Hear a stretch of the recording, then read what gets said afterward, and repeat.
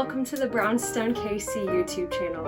I'm Madeline and I wanted to show you guys some of the furniture pieces that we sell in the store and useful things that you can do with the different furniture pieces that you might not originally think you could use them for. There's all kinds of furniture at the Brownstone.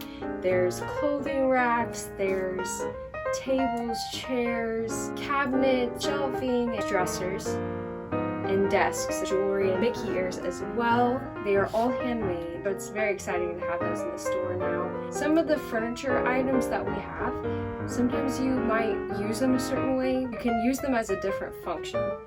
So if you have a dresser, you could use it as a TV cabinet. You can use a TV cabinet as a dresser, all kinds of things. The cool thing about vintage items is you can find a different function for them. It's very exciting and I hope that you guys enjoy this video.